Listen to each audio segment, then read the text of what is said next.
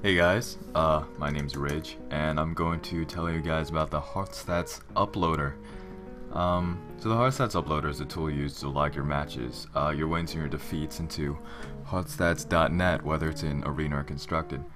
And you can, at HearthStats.net, you can check your statistics and win rates and whatnot, and it's a really useful tool, it's great.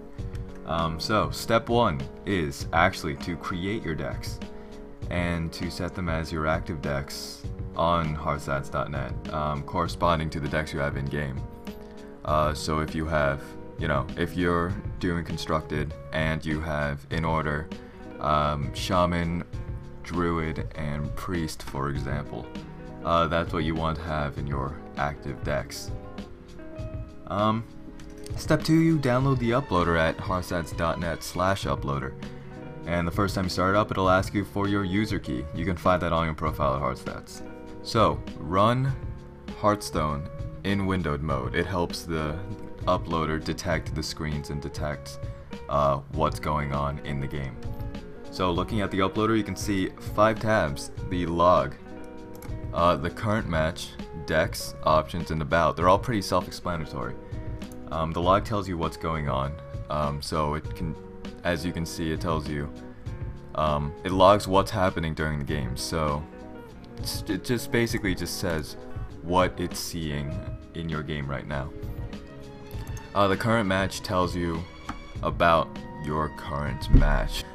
This is basically how it's logged into the website, so if you play a bunch of games and then you go on HearthStats, you can see all of those games, see whether you or not you had the coin, and if you won or lost.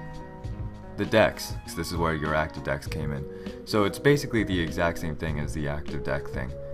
The X is so you can delete a deck, pull down menu to select your deck if you want to do it here instead of on the website, the active decks.